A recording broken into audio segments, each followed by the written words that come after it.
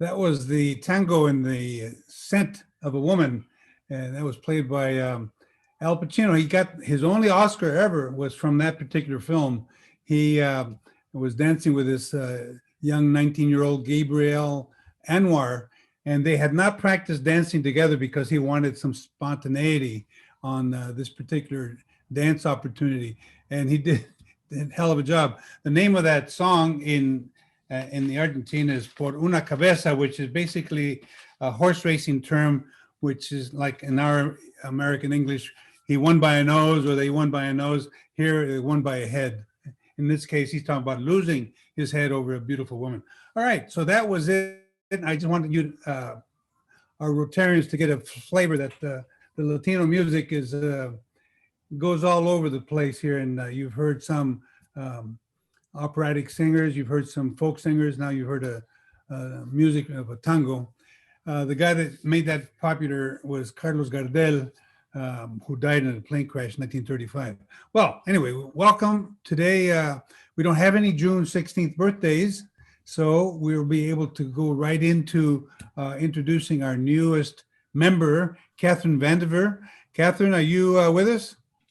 Yes, I am. Thank you, Fernando. Well, take it away.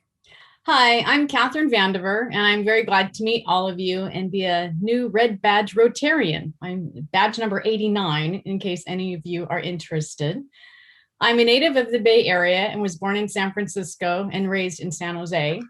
Having grown up in San Jose during the technology era, I was destined to be an engineer and even had the good fortune of attending San Jose State University and having a degree in computer engineering. I had some phenomenal professors back in the day at San Jose State, and even had several of them live in my neighborhood, who I would like to think helped shape my interest in technology and in computers.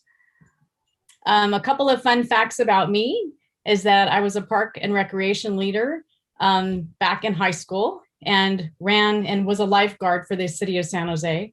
I lifeguarded at a pool out in Alviso. I also was a camp counselor at San Jose Family Camp in high school, where I spent a couple of summers escaping my parents' house and just having a lot of fun up there outside of Groveland and Yosemite for a few years. I worked at Grace Baptist Church as a volunteer back in college, where I drove a bus and I would take some of the clients on day trips. We would do field trips every Saturday.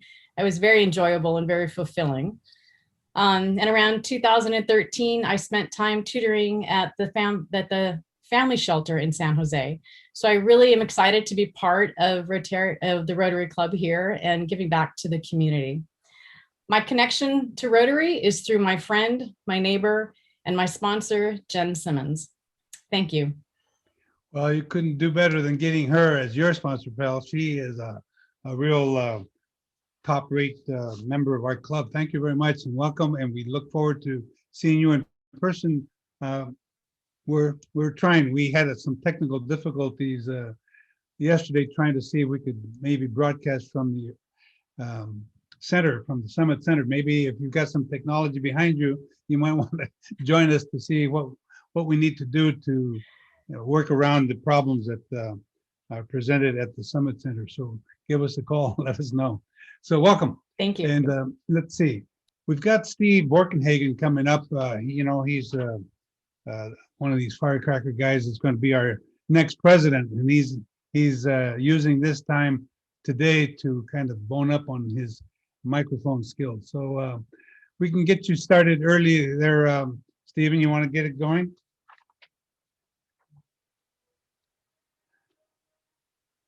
Steve, are you with us? Maybe he's waiting for 12:20 to show up.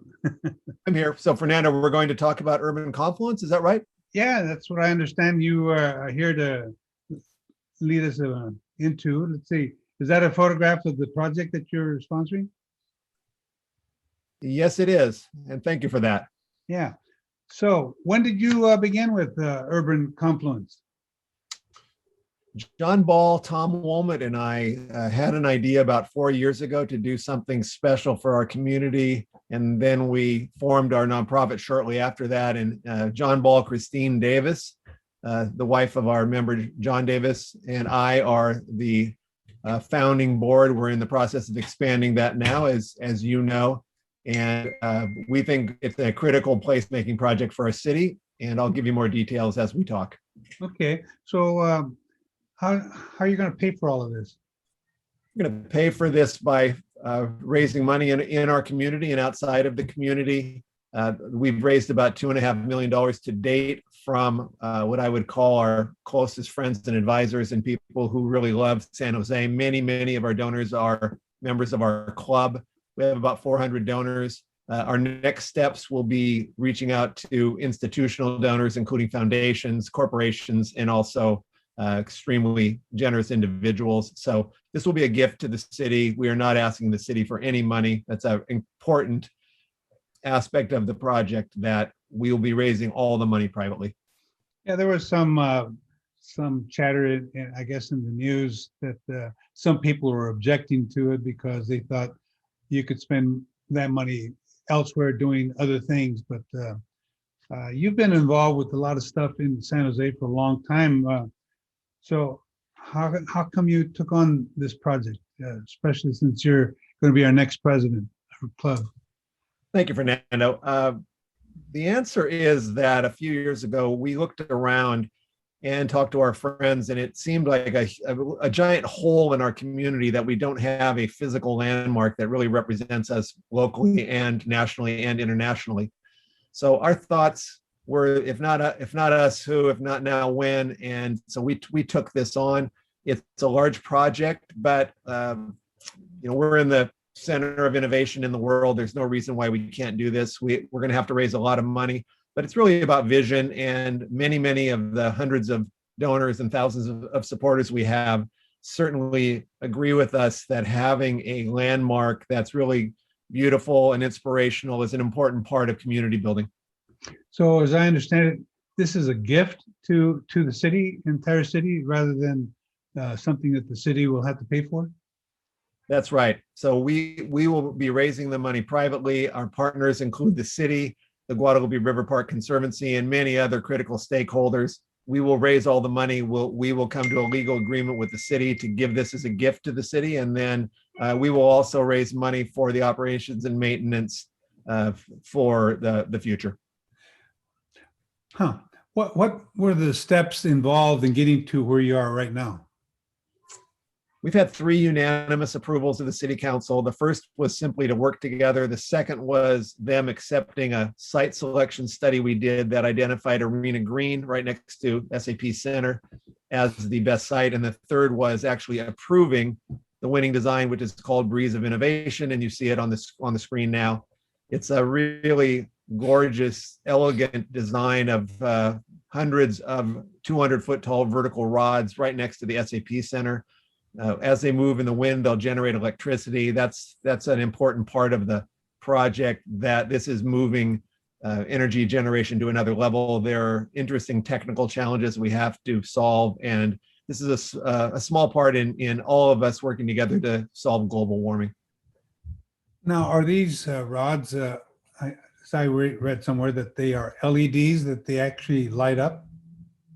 There will be LEDs on the tips, and also other lighting both in the structure and around the structure. So the LEDs would be on the tips, and there'll be but many other LED lights throughout the whole project. One of our important goals is to have something that's really beautiful and magical at night. We will be very careful working with the environmental community to make sure that we don't do anything that's irresponsible toward flora, fauna, the river, the trees, the insects, etc. So that's an important component of our project. So there were some people, again, reading up on this stuff, that complained that this would contribute to light blight or something along those lines at night. What do you got there? What I'll say is that we want to light it, but we live in an urban center that's got massive amounts of lighting everywhere. We've got hundreds of buildings, and we're going to have hundreds more in the next few years. Yes, there will be light, but it will all be done responsibly and in accordance with local rules, state rules, national rules, and all best practices as relates to the environment. All right. Well, we're getting close to the end here. What do you want from us? What do you want from Rotary members? I really appreciate you want something. I really appreciate you giving me the time today. What we're really looking for is emotional and leadership support. I think Rotary is our most important non-governmental leadership institution in our community. And it's just like me, most of our members. I would ask people to support us conceptually, say good things to their friends, write letters to the editor. Someone needs to lead important civic initiatives. Our club has done that for over 100 years. There's no reason to stop that now. So I would ask people to support us. And if you're confused or you have issues, pick up the phone and call me. I'm here to answer questions, and we'd love any kind of support you're all willing to offer. Thanks, Fernando. Sure. Well, good luck to you, and good luck on July 1st when you take over the microphones here. Next, we've got some information about the barbecue that we had here last week. There are some pictures that were taken. If you have access to your computers, you'll see that there's about several hundred photographs that were taken by several of our photographers, Carl Silker and Bill Elston and others. By the way, I understand Bill Elston might be heading for greener pastures up near Sacramento sometime later this year. We'll hate to lose him, but he's been a wonderful contributor. So you see Thanks, the Fernando. people that were enjoying it, there were, what's that? I said thank you. Oh, yeah. 207 people signed up. We were concerned that there wouldn't be enough people to make this thing worthwhile. And the executive chefs were saying, well, gee, we don't know how much meat to buy, what we're going to do. And so they were gnashing their teeth. But as faithful, loyal Rotarians and residents of San Jose who tend to be late when we sign up for things, we finally got 207 tickets that were sold for that particular event. It was windy, but it was actually quite pleasant once the wind died down. And most of us were without masks because most of us had been vaccinated appropriately. And those that weren't wore masks. In the end, we got 200 people that actually stayed to have dinner with us. But it was a wonderful opportunity. And, Bert George always comes through with his beverages. We had this new oyster guy because the guy that we used to have it as our oyster purveyor passed away. So he took over, and evidently a lot of oysters were consumed. I didn't get a chance to get much eating done because I was busy with other things, but I have to say that it was a very enjoyable time, and I wanted to say thanks to all of you who attended. Those who did not, always make room for these barbecues. This is the time when you get a chance to really be with each other and exchange your friendships, your camaraderie, and it gives you a chance to see what a great bunch of people our Rotarians are.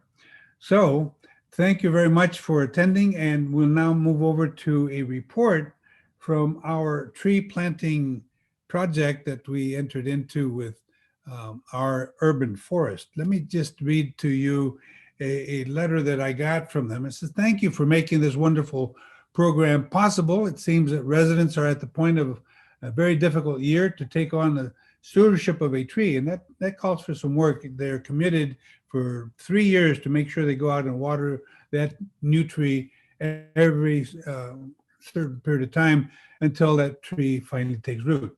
So they tell us that they had neighbors come out and ask how they could get a tree, and that's been apparently a long time in which they haven't had that kind of connection. You see here a picture of the Rotary weatherproof sort of tab that they put on these trees to telling them that this is a gift from the Rotary Club of San Jose. And it's something that I believe will at least last for a couple of years in terms of the longevity of the tab, but it gives the community an opportunity to know that that comes as a gift from our club. And, now that these COVID fears have subsided, the residents are coming out, and there's a lot of interest. There's even a waiting line, waiting list to have them planted. They've planted about half of the 48 trees, but we have a total of 72 trees that will be planted by the time we're through with this organization. And if you need to find out where these trees are located, you can go onto the websites that are going to be in the bulletin and that are shown. I think that they will be shown once we type that out on Friday. Let's see. Gala update. We were concerned that there weren't enough people, so we already talked about that. Now that we are through with the gala, let's talk about my president's time. You know, Monday was Flag Day. Hope you all hoisted the flags given to us by Rochelle McNamara to honor our country. Remember, she gave it to us for President's Day. A couple of things, or a few things you need to know is don't let that flag touch the ground. Only fly it upside down if you're in trouble or if there's an emergency. And if you fly the flag at night, remember to illuminate it. Have a light on the flag. If you just leave it out overnight, well, that's disrespectful, and we hope to follow flag protocol. June 16th, by the way, happens to be National Fresh Veggies Day, so don't forget to eat your veggies, and that's good for your health. June 20th is the longest day of the year with the most daylight hours in the Northern Hemisphere. June is also the middle of the year and the midpoint of the growing season between planting and harvesting. That used to be big stuff here when our area was primarily known for its agriculture. Don't forget, June 20th is Father's Day. It's American Bald Eagle Day, the Ice Cream Soda Day, National Turkey Lovers Day, and the month of June is considered auspicious for weddings because it's named after Juno, the Roman goddess of marriage, home, and family. June is National Gay Pride Month, celebrated here and throughout Europe. Supreme Court has struck down regressive laws which affirm the right to marriage equality, secured workplace protections for our LGBTQ community, and broadened the definition of hate crimes to include crimes motivated by sexual orientation or gender identity. But this month, we celebrate the resilience, the achievement, the determination, and diversity of our LGBTQ community. And finally, on June 16th, 1963, Soviet cosmonaut Valentina Tereshkova became the first woman to travel into space.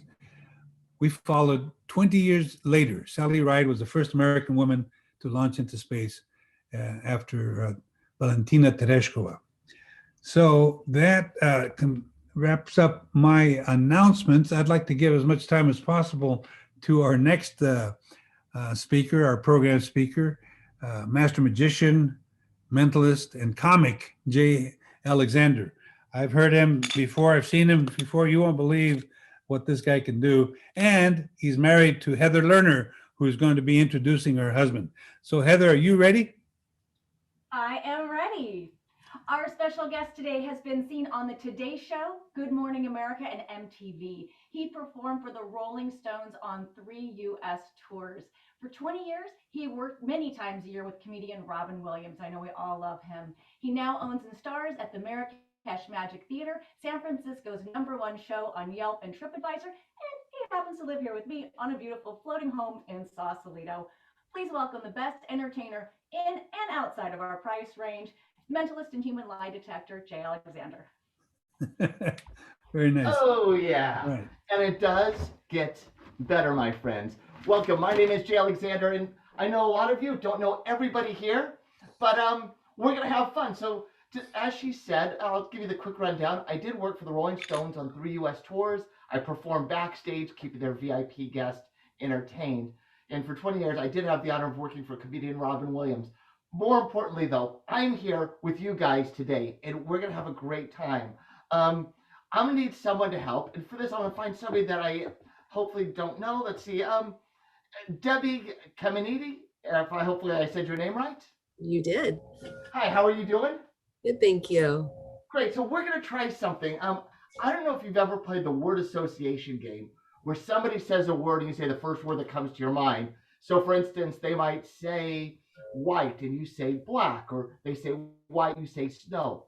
Now I play this game sometimes and people, they're like, they get confused or they get nervous and I'll say white and they're like, chicken. It's fine. There's no wrong answers. Absolutely no wrong answers. But let me tell you right now, this is basically it's a verbal Rorschach test. That's right. This is a verbal Rorschach game. You and I are going to play. What I have is a piece of paper. A paper clip is on it. I'm going to say a word. First word that comes to your mind. No wrong answers. You say. Here we go. The word I'm going to start with is monkey. What is the first word that comes to your mind when you hear the word monkey? Banana.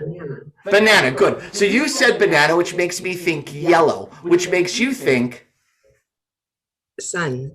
sun. You said sun, so I think moon, which makes you think Stars. stars. You said stars, so I think celebrities, which makes you think George Clooney. George Clooney. So we started with the word monkey. We went around and we ended with the word George Clooney. Do you feel there's any way I could have influenced you to say that? No. No. I'm so glad you think that. But let me show you something kind of strange. If I take off the paperclip, on the piece of paper, before we began, I wrote down George Clooney. Oh, yes. Thank you very much. Nice to meet you, Debbie. Nice to see you. Thank you so much. Oh, yeah. And it does get better. My friends, it does. I've seen the show before. So here's the thing. We're going to try something with everybody here. Everybody. What we're going to do is, on the screen, you'll notice a bunch of pictures of past and present Rotarians. And everybody is great, but here are 16 incredible Rotarians. Some of the photos are blue, some of them are red. I want you, and you are going to have to participate in this, take your finger and place it on any blue photograph you would like. Go ahead. Any blue photograph you would like. Great. Now I want you to, Larry Stone, you're going to need to do this too. At least look at one point to it. You're going to move left or right to the nearest red photo. Left or right to the nearest red photo. Good, good. Now I want you to move up or down to the nearest blue photograph. Fantastic. You're going to move again. This time you'll move diagonally, this way or that way, diagonally, to the nearest red photo. Great. You're going to make one last move. And for this, you'll move down or to the right to the nearest blue photo. Down or to the right to the nearest blue photo. So I don't know where you began. So there's no way I can know where you ended up. You ended up on one photograph. Stare at that photo. Keep staring. And you'll notice that everything else fades away.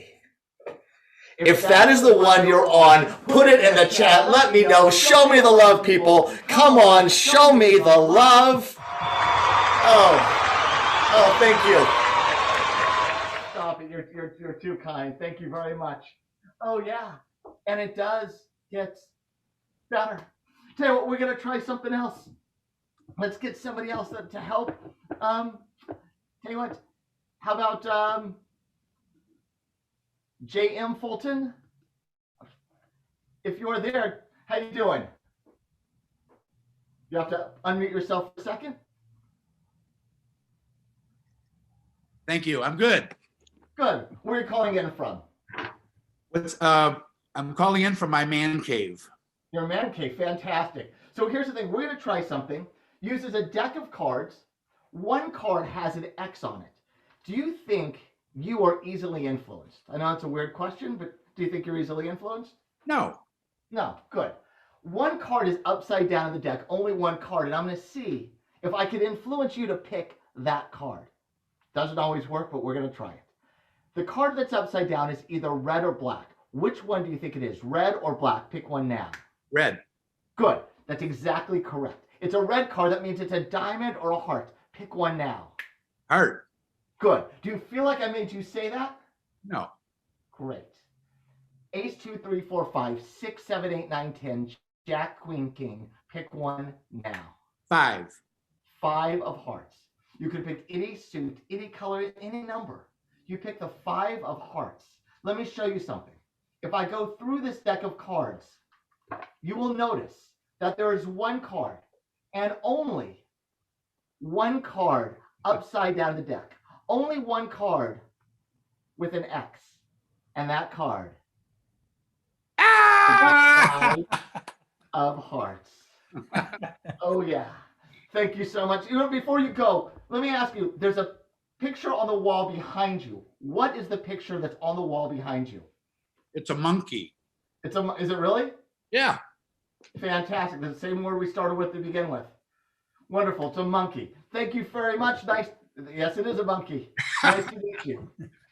Nice And to it meet you. does get better. Oh, yes, my friends. Tell you what, let's try something else. Shelter in place happened. We're at home, and so I have a theater in San Francisco called the Marrakesh Magic Theater. Before the shelter in place, I did 400 shows a year at the theater. And then, well, then Heather and I are here at our floating house in Sausalito, and I thought a lot about the idea of, before my show starts, I always show people card tricks. I've loved card tricks since I was a kid. And I realized you always call them card tricks, but they're not really card tricks. It's card trick. You say, I'm going to show you some card tricks, but it's not a card trick that's one card. It's plural. It should be cards tricks. But I've worked on this whole time. I've been working on this for a while. And the idea is doing a trick with one playing card. I have one card and a hole punch. What I'm going to do is punch a hole in the card. Hole number 1, hole number 2, hole number 3, and last but not least, 4 holes. One card, 4 holes. This is something brand new. I hope you enjoy it. Check it out. Keep your eye on the hole.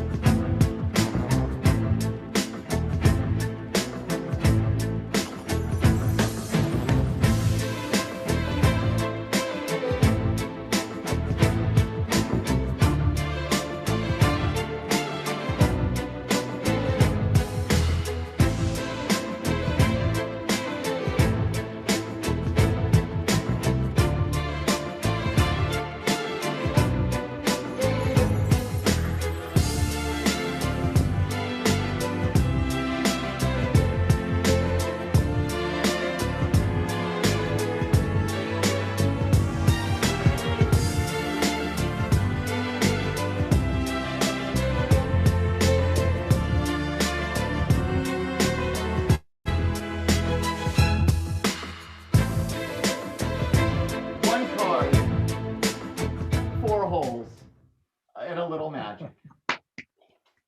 Oh yeah, and it does get better. Let's try something else. I want everyone here to think of a number. If you're born on an even number day, like you're born on the 2nd, the 4th, the 22nd, think of an even number between 1 and 10. If you're born on an odd number day, like the 1st, the 5th, the 17th, think of an odd number between 1 and 10. When you've got a number, give me a thumbs up. Any number, odd or even, between 1 and 10. Good. What I've got is I'm going to show you in a second a bunch of words on the screen. Go to your number. Remember the word next to it. Here we go. Think of your number. Find your word.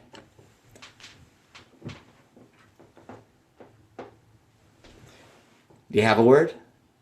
Good. Now that you've got a word, I'm going to say a bunch of other words. And I want you to see if you can associate your word with one of these new words, only if it makes sense. So if it doesn't make sense, don't think of the new word. But I'm trying to get a very specific word in your mind. Here we go. Or a picture in your mind. Think of your word, associate it if it makes sense. Blue felt tip pen, penny postage stamp, shining silver carving knife, yellow ball of yarn, original oil painting, old felt hat, South Sea Island, Western stagecoach, antique clock, china, coffee cup. Do you have a word in mind? Good. Think of your word. If it's something that's a big image, imagine shrinking it down so you could hold it in your hand. And if it's small, just imagine that you're holding it. Great. You with the odd numbered birthday, be careful, because I know you're thinking of a shining silver carving knife. Yes? Tom, I see that you got it there. And if you're born on an even number day, you're thinking of this. Take a look. A yellow ball of yarn. Come on, people. If that's true, show me the way. Put it in the chat. Let me know. Oh, yes, Dan Orloff. I see it there. Fantastic. And it does get better. Tell you what, do we have time for one more?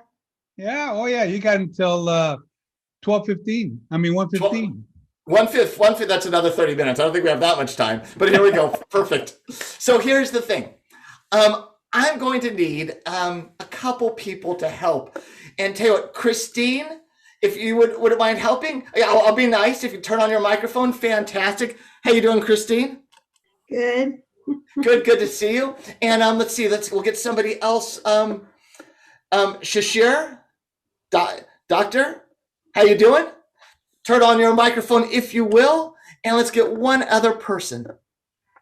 Tell you what, how about let me find somebody else? Let's see. That's not a picture. All right. Charlie, if you don't mind. How you doing, Charlie? Fantastic. So you're here at the Kit Kat Club. That's nice to see that you're out at the theater. So guys, behind me, there's a box. This box has been hanging there the entire show. Since before Rotary began today, that box has been hanging there. It's actually been hanging there since last night. In that box, I keep something special. I'll tell you more about it in a second. But first, we're going to play a little game. Christine, I want to get to know you. There's a painting behind you. What is that painting of? Tuscany.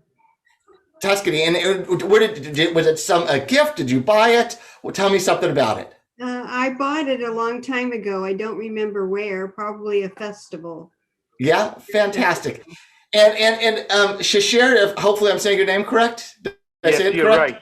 Yep. Good. Yep. Shashir, how you doing? I'm fine, thank you.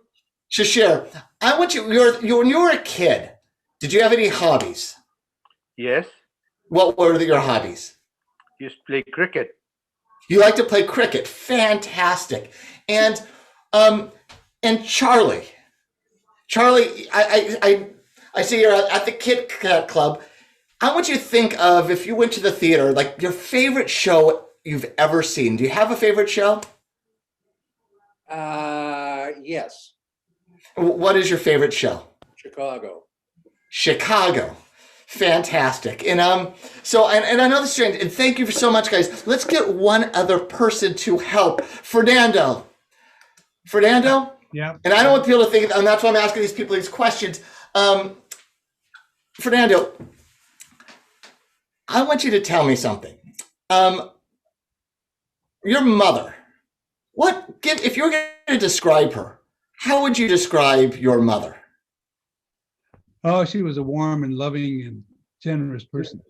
Warm, love, and generous. Fantastic. Let me tell you guys something. That box is where I keep my future memories. I know that sounds strange. People often ask me, what's a future memory? Future memory is before my shows, and a lot of times the day before the show, I think about what my show, how I want it to look, what I want it to feel like, what I want to happen throughout the show. And I don't always get it right. But if you see me in my theater, I look up at the box and during the show, and here I could see in the monitor, I could see it behind me. And during the show, I think, did it happen? Did not happen? Am I getting to where I want it to be? Now, I know this seems very strange. I'm going to let you guys in on this. I want you to see a little bit more exactly what my future memories is all about. Let me show you. In the box that has been hanging here the entire show, I have a lock. right on the front. If I open up the lock, inside of the box,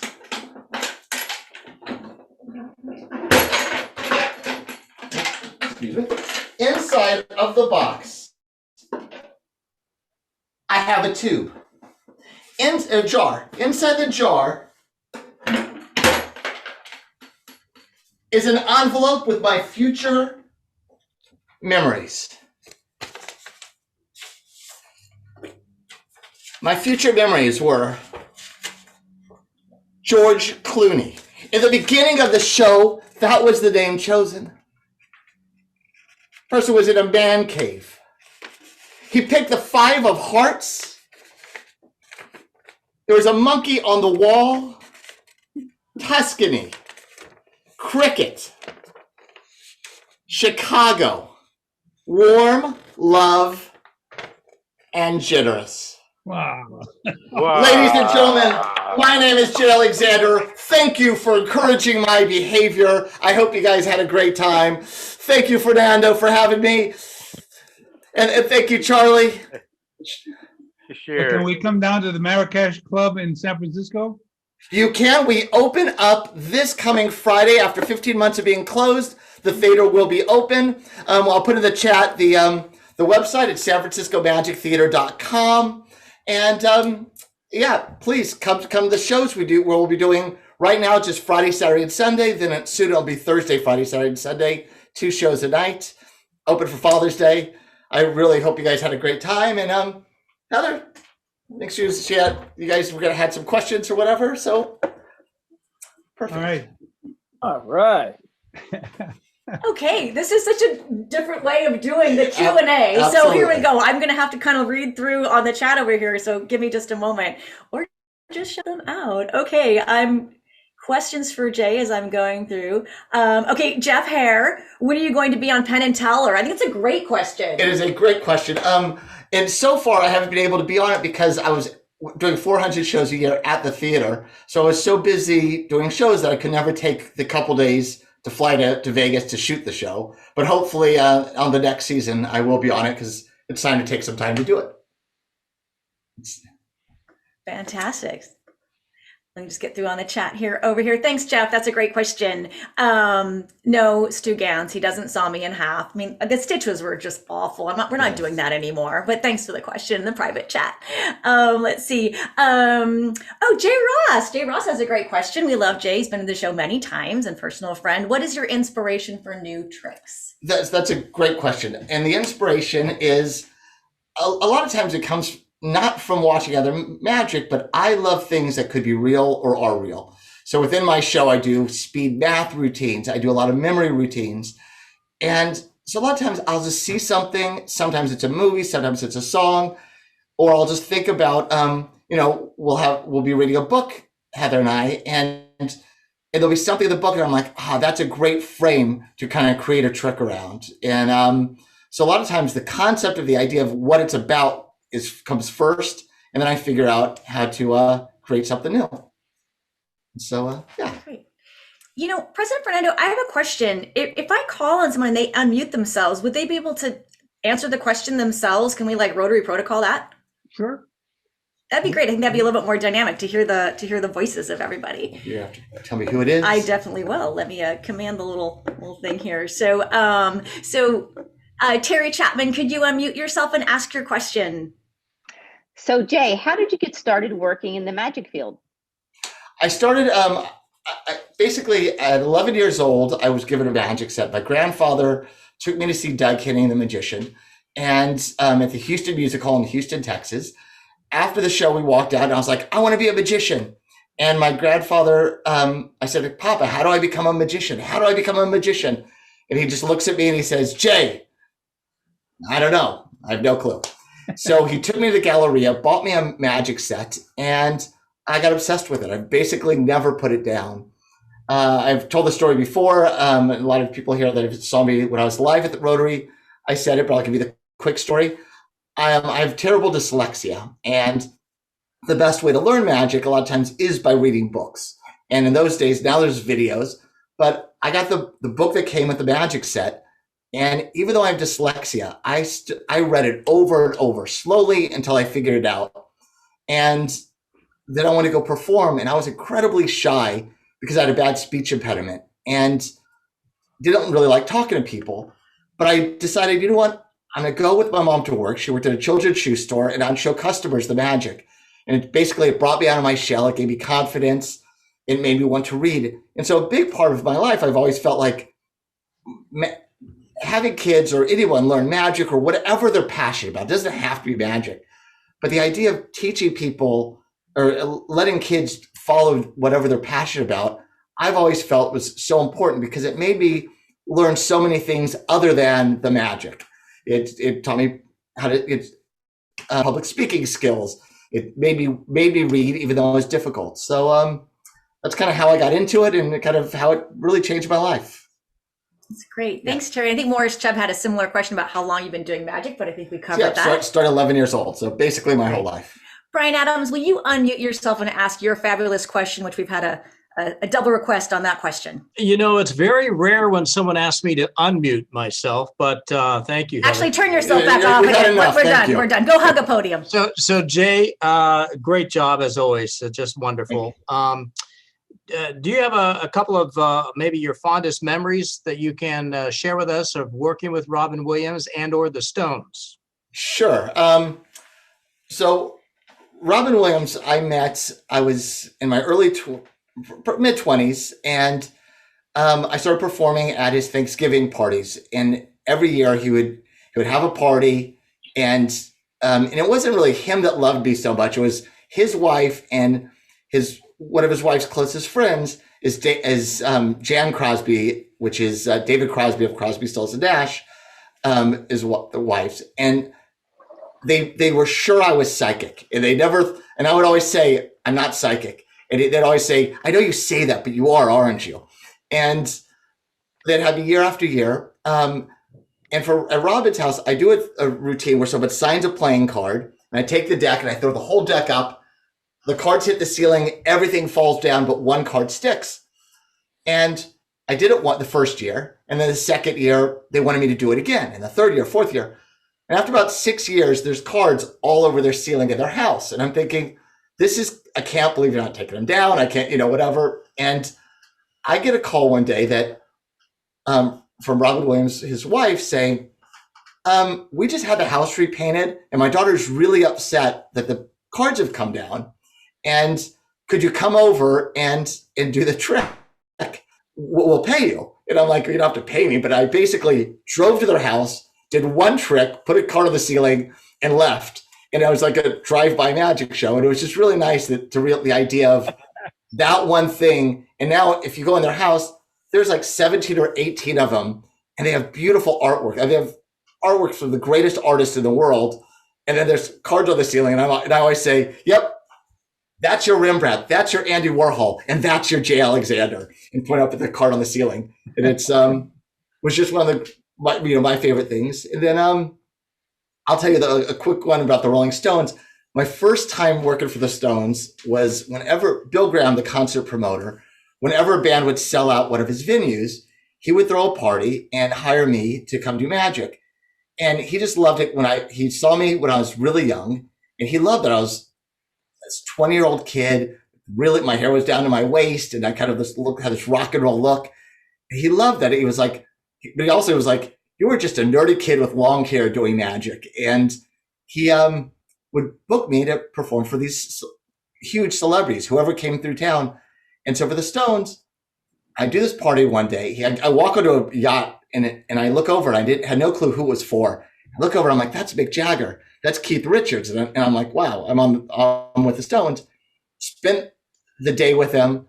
That evening, I'm invited back to the hotel. They had a party at the hotel just for the band and their families. And I'm like, how did I get here? But the next morning, and I felt like a rock star. But the next morning I was booked to do a kid's birthday party that was in Marin in the middle of a huge field. There was a cow pasture. And I'm like, I can't believe last night I was with the Rolling Stones, and tonight I'm in a cow pasture performing for 8-year-old kids. And I just had that thing of that high low of feeling like a rock star, and the next day being brought down to earth. And I'm like, oh, it's that's you can't feel like a rock star for too long. So that's one of my stone stories. Beautiful. Thank you. Arthur Weisbrot always has a question. You've got a couple of them. Let's go with the, well, go ahead and ask a question, please.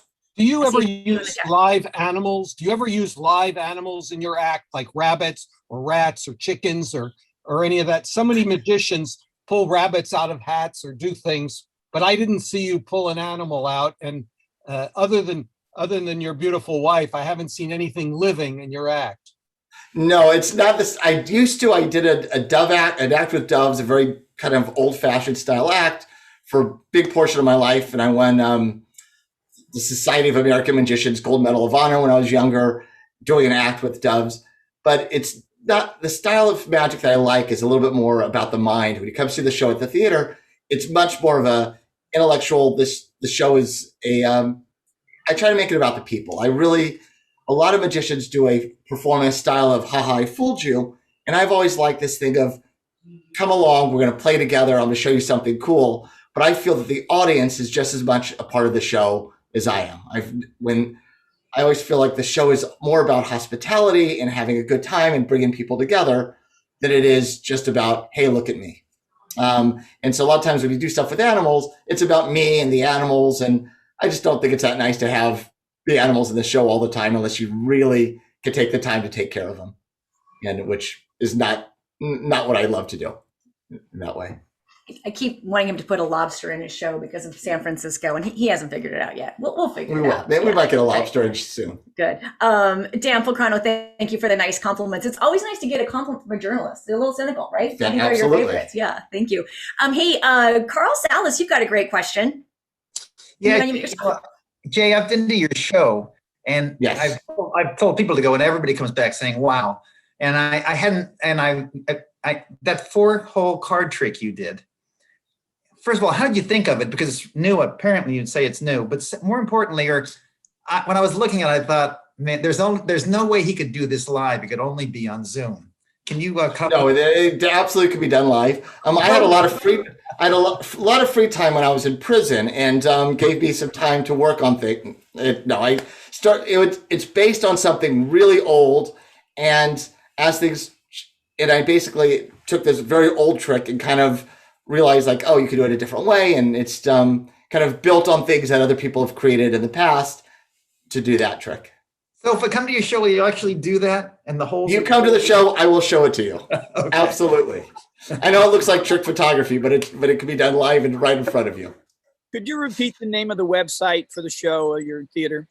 Yeah, and I will put it in here the chat also. But it's the Marrakesh Magic Theater. But the website, the easiest one is San Francisco Magic Theater.com, and it's theater with an ER. I know that's not easy, but it's I'll put it right here for you. Oh, that's under direct message. Oh, get that under. Yes, I got it. It was in direct message. Always didn't your do that. There we go. There you go. I'll put that on. Great question, Carl. I love that one because I think people do think that you're tricky on screen or something, and the show is really different, the virtual show versus the live show, but it really isn't trick photography. It really is the magic. That's awesome. It's, Jeffrey Hare again. I know I shouldn't call him the same student twice, but I'm going for you, buddy. Go ahead and unmute yourself and ask your question about the difference here. Yes, I've become a big fan since staying at home watching YouTube, and Penn and Teller is one of our favorite watches. And I'm not sure what the difference is between a mentalist and an illusionist. Is there such a thing? Sure. Usually, it's kind of all the same, but illusionist, most people think of is when you go, or used to go, there's not even that many in Vegas anymore, but to Vegas, you see somebody with the big boxes cutting a woman in half, making them float. And a mentalist is a little bit more, it's magic of the mind. And I've done a little bit of everything. When I was younger, I did shows with Big Illusions. I did a show with a 12-piece big band backing up my show. And over the years, I had a mentor when I was younger, and he was more of a mentalist, and he wouldn't teach me the stuff that he did. But as he passed away many years ago, and as I got older, I was more and more interested in the type of stuff that he did. And so my show now looks more like what he was doing or built on the things he was doing than anything else. And it's much more of a using psychology to create the magic just as much as sleight of hand or an illusionist where you're using large boxes to create an illusion. But yeah, that's a great question. David Ginsburg has a really great companion question that I want him to ask. David, could you unmute and ask your question? Is David Ginsburg still here? He had a great question. We'll skip that for now since we can't, he must have jumped off. He talked about the definition in a dictionary of use of means like charms, spells, believed to have supernatural power over natural forces. And you want to know how you define magic. I think it's a great question. That is a good question. And I look at magic a little different than that. And that charms and spells, I think, are, it's a thing that people find scary. I grew up in Texas, and every so often, there would be people of certain religions that you'd say you're a magician, and that actually scared them because they would think it was supernatural. And I feel like I use the known senses to create the illusion of a sixth sense. I do not claim to be psychic. I do not claim anything like that, but I love that style. And so, and that's how I kind of got into doing the mentalism and really interested in memory and mnemonic memory systems, which things that are real to create this magic that then looks like I'm psychic. But so that's kind of, and I would just define magic as, creating wonder for people and taking them to a whole new world. And to me, that you could do that with a magic trick or just, creating great theater. That's fantastic. Earlier up in the chat, there are kind of a cluster of questions around other celebrity magicians that you may or may not know. Okay. Bari, and would you be able to unmute yourself and ask your question if you're still here with us? Sarah Klish, I think it is.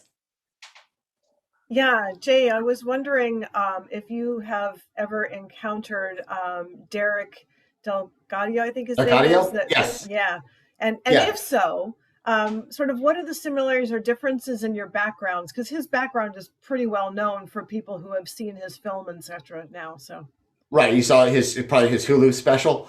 Yeah, he and he's doing something very unique and wonderful. And most magicians do perform in a style of it's a show and it's trick. And his show is much more of a storytelling theatrical show with magic in it. But I think we probably come from very much the same idea at the beginning of learning magic. Kids, this is kind of what you did. And we have a lot of the same, mentors that aren't direct mentors that we know, but people I know, like him and I, a lot of the same choice of material of like, we've read the same books and the same things that kind of formed who we are and how we perform. But his show, he definitely took a very theatrical approach to creating a show and then putting the magic in, which I've somewhat done, but I come a little bit more from the vaudeville side of magic I'm just there I want to entertain. And he wants to move people in a emotional way, a little bit differently. The only emotion I want people to have is to leave the show thinking that was the most fun night I've had in so long, or ever.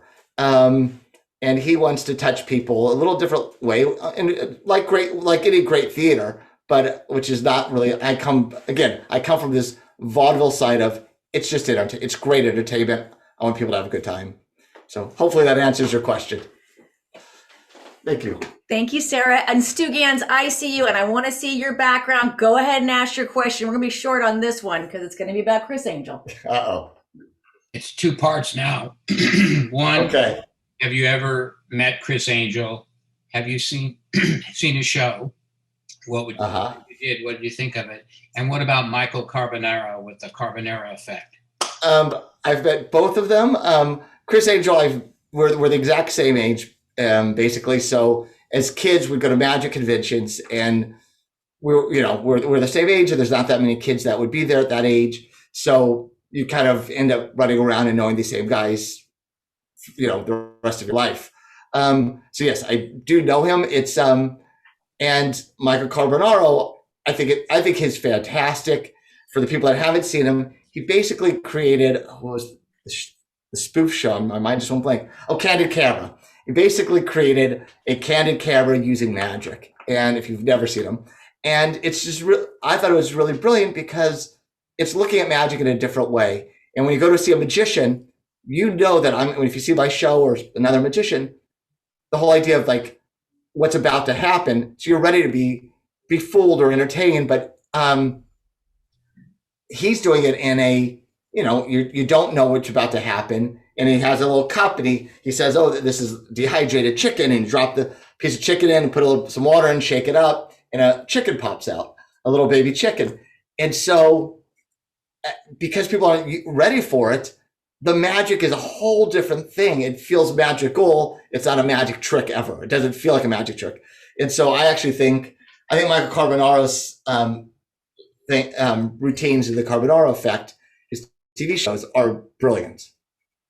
So thank you. I think we should continue the magic geek out part of this because I really love this next question. That's on you, my buddy Charlie McCollum. Could you ask your question? Yeah. There's a trick called the burgless effect. Yes. Am I pronouncing that correctly? Yes, you got it correct.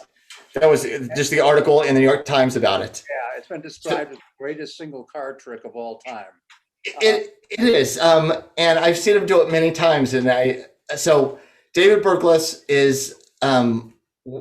was a magician that was never famous in America, incredibly famous in England at one point, and he's one of the greatest showmen. And he does it for the people that, if you didn't read the article, basically the idea of the trick is you have a deck of cards, put it on a table, and you say to somebody, give me a number between 1 and 52.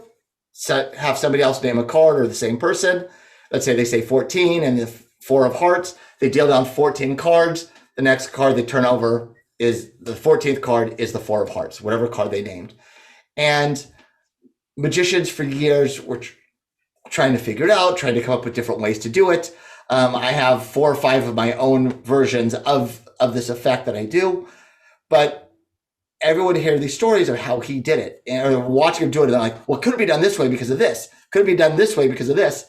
And the reality is he had 20 different ways to do the same effect. And so that's why people would always be like, how is this done? And, but I'm a huge fan of David Burglas because he would create these over the top productions where there's a famous trick in magic of someone thinks of an image, you do an image, they just think of it, you turn it around, show them the same image. But he would do it where he'd be on a motorcycle in the sand, and it'd be a video camera's way high up, and he would draw it in the sand, the same image. So he's just this incredibly brilliant magician from England. And a lot of the magic I do within my show, the style-wise, again, this kind of mental type of magic is based on David Burglas. And I'll tell you, I saw him in San Francisco probably 25 years ago. He came through to do a lecture, and he had a bunch of pieces of paper, and he's like, I could tell you about this, I could tell you about this, I could tell you about this. And he's like, I'm going to make the show or the lecture, you guys get to choose what the lecture is. And you pick a piece of paper, read it out, and that's what he would talk about.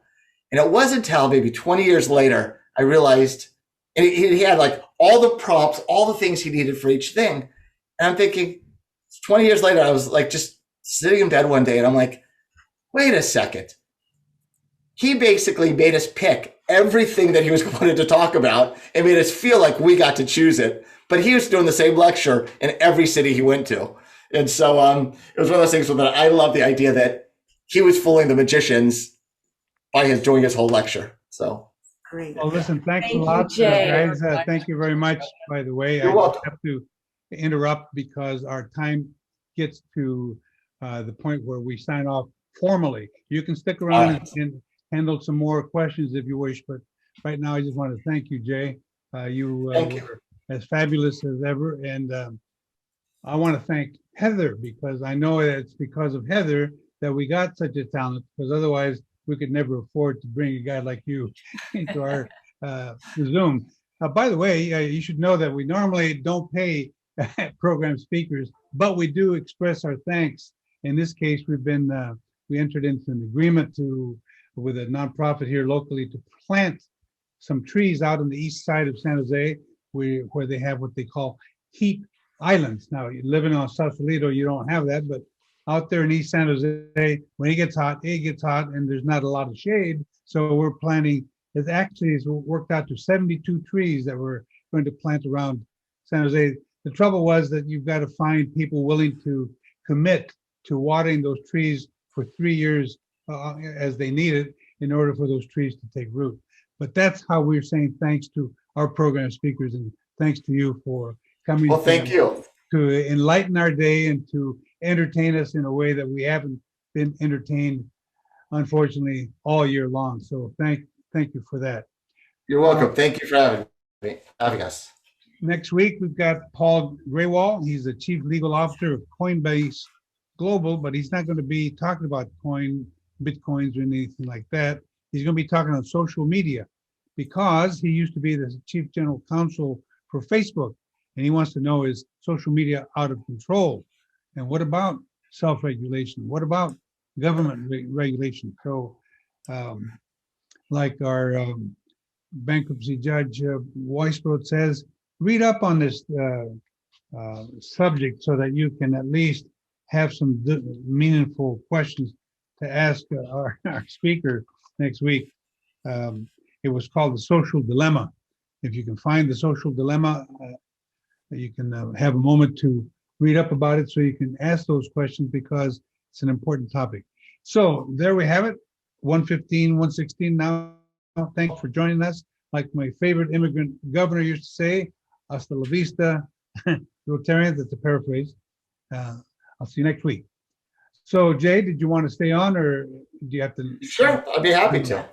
So Fernando, we know that magicians never force things and you would never do that, but I'm going to force you to do a trick right now because I'm just an amateur. Can you do one of my favorite tricks for folks that are going to stick around? And that's the Instagram one. Sure. If you guys want to stick around, want to see one more, I'll be happy to show you one more. Sure. All right. Let me spotlight myself so I could see. Everyone can see it. So here's the thing for this. If you have a cell phone with you or like on your computer, this is what I want you to do. If you have Instagram, take out your phone and you can use the camera and just hold up the QR code. If not, on Instagram, go to @JAlexanderMagic. And make sure I'm even ready for this. Here we go. Yeah, good. So if you're there, when you get there, you'll see in the bio on my bio, it says 11z.co. Press that, and what will happen is you'll get a picture of me. Whoever's got it, if they see a picture of me, go to that. And you can also use your camera to go right to use the QR code. Let's see, Ed looks like he's got the picture. Great. Ed, how you doing? If you could turn on your camera for a second, I mean your microphone, perfect. How you doing? Great. And so this is what I'd like you to do, Ed. Look at the photograph and then show it to your camera.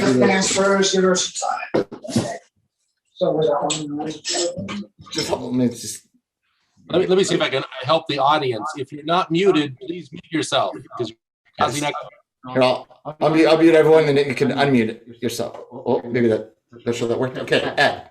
So here's the thing. Look at that picture. And in a moment, I'm going to snap my fingers. What I do, I want you to name a playing card. Any playing card in a deck of cards. Go ahead, name a card now. 7 of diamonds. 7 of diamonds. Do you feel like I could have made you pick the 7 of diamonds? No. This is what I want you to do.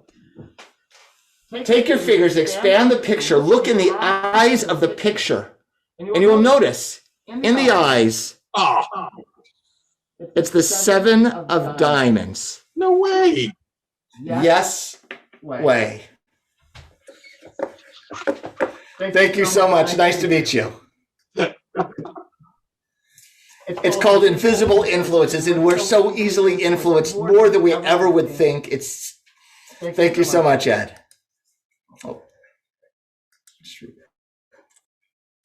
Perfect. if there's any other questions, you could ask it. How did you meet Heather? How did I meet Heather? Did you create her? Was she? Did she not exist, and you created what you wanted? She did not exist. I was doing a show in heaven, and and she was there. It's actually there's a production company based out of San Jose called Method 42, and I've been doing shows with the woman who owns the company for 25 years. She worked at another company and production company, and we actually we were on like a couple of MTV shows that they had me on, and that she designed these parties for, and she had a party, and at the time, Heather was invited to one of these events, kind of where they were showing off kind of what they do, and they'd asked if I'd come and perform some at the party, and that's where we met. Thank you. I don't know. Knowing your power of persuasion, I mean, does Heather really love you, or do you just make her think she loves you? You know, I hadn't thought of that. Interesting. It might be an illusion. Hey, Jay. I'm going to Jay? stop mobbing, but I'll let you ask Jay. Oh. Everyone. Yes. Hey, Jay. This is Sean. Hey, Sean. Hey. Talk about David Blaine and his style, and it seems quite different. He's more of a physical illusionist, magician, and how does he levitate in front of people? Well, that part's the magic. But so I'll tell you what, a really interesting thing with him. He is really good. He's incredibly good. When he first started off in his first special, he wasn't. And but what he had was one of his closest friends was a cameraman for the show Cops. Now, I always think this is a really interesting thing. Magic specials have always been the cameras have been on the magician, filming the magician, and the magician's like, look how great I am. His friend who filmed Cops was used to shooting the cops and turning the cameras to the criminals and back and forth. And they went out to try to shoot some stuff together. And his success should actually be, is the cameraman's should get more kudos than anything else, because he turned the camera for the first time, not on the magician, but on the audience's reactions. And when you watch him do the trick, and I'm like, when it first came out, I was like, this is what I see every day. People are having these reactions, but it's never been filmed that way. And so that's what kind of made him famous, was just the style of the filming.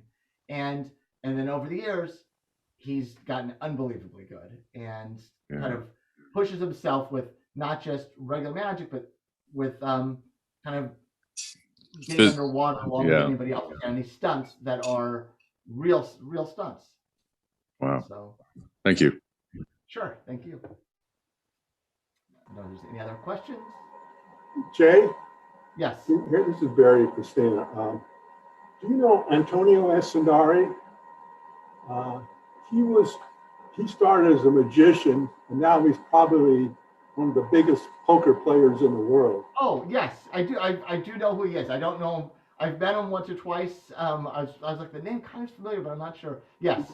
Wouldn't that make you nervous playing poker with somebody that's so good with cards? You know what? I think he's playing poker in real poker tournaments around the world. That he when he won like the World Poker Championship years ago. Right. He's not going to cheat in those places. It's unless you have the cards in your hand and you're the dealer, it's pretty hard to cheat. If you do have them in your hands, it's not hard to cheat. But it's that's the. Which is interesting that he did so well. I think maybe it's a lot of your magic is memory, and maybe that's what makes you such a good poker player. Magic and psychology and memory kind of all mixed together into the show. And Can you talk about Robin Williams and whether he seemed depressed to you? I've seen him and I really loved him, but when he would get manic, it would worry me.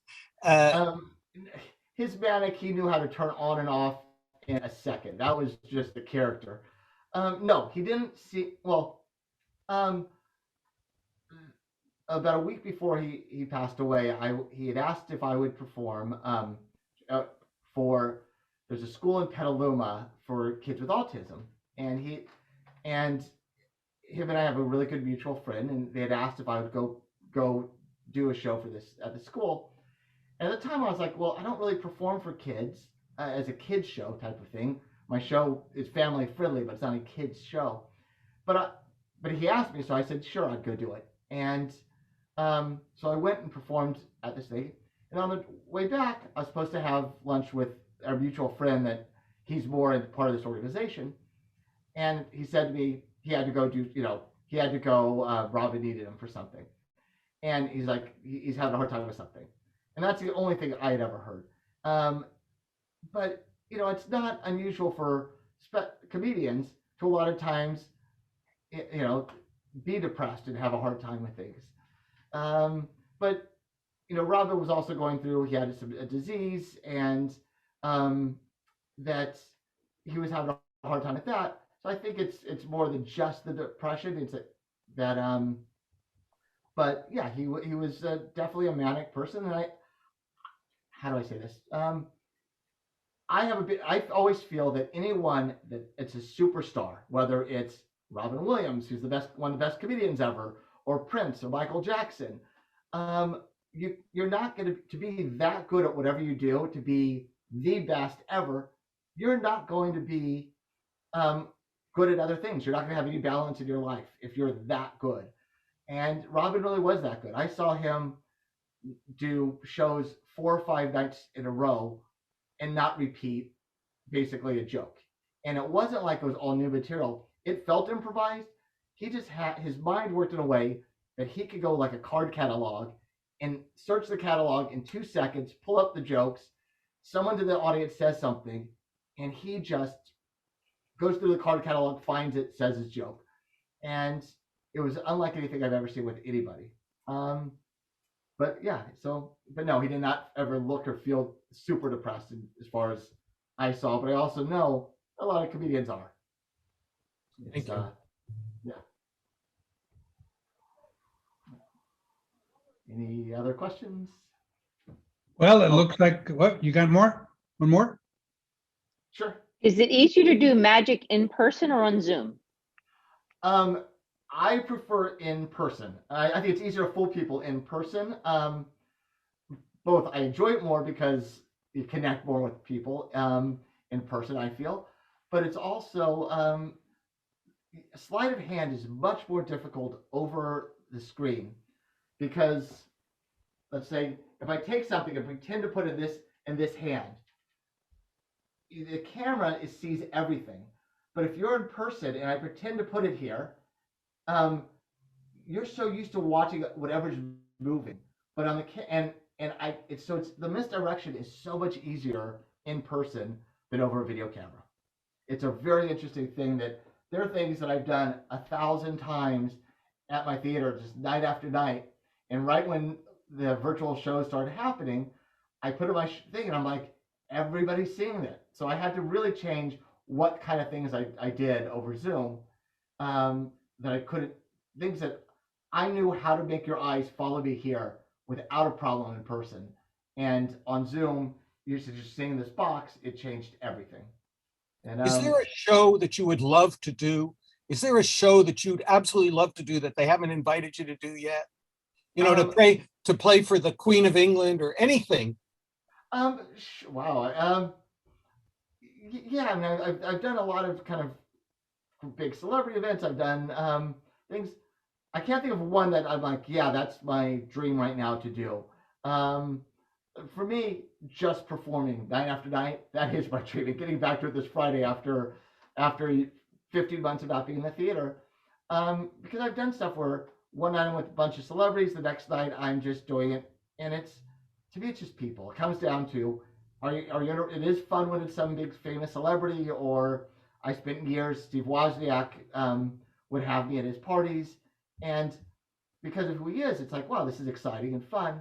But it's also, I just like watching. I like taking an audience and having a whole room feel like they're connected and screaming and yelling and having a great time and feel like they have a bonded experience together that they go off afterwards to talk about. And so, would it be nice to do it for a president or those kind of things? it's like, yeah, but it's also, I mean, I did perform for Trump 20 years ago. And so it's that thing of, now that, it becomes that thing of it, depending on what people's political views are, it changes everything. Is that a good thing or a bad thing? So, but as far as for me, it's like, yeah, there's celebrities that I really respect, that it's kind of neat when I get to perform for them and realize, wow, these people that have entertained me for years, I'm now able to entertain them. That's one of the ones, like Robin was probably the biggest one, where I was doing a show at a theater before I had my own theater, and he brought, and my mind just went blank, there's an old comedian. Jonathan Winters? Pardon me? Jonathan Winters? Not Jonathan Winters. There was Will Rogers, and then there was like it was very much the liberal comedian of the 50s. Mort Saul? Mort Saul, thank you. Mort Saul. And he brought Mort Saul to my show, and they sat up in the balcony, and that was one of the most special experiences for me of performing, was the fact that Mort Saul and him came to my show to see it. And so that's, to me, it's, so to answer your question, there's not an exact thing that I can think of, but, having those experiences is what always makes it special. Well, thank you very much, Jay. We have it 1:30, and you didn't think you'd be able to speak for as long as you did, but you did. So thank you very much. And now allow our staff to get back to work. Thanks, everyone. Maybe we'll see you next year in person. Perfect. Love it. Thank you. Take care.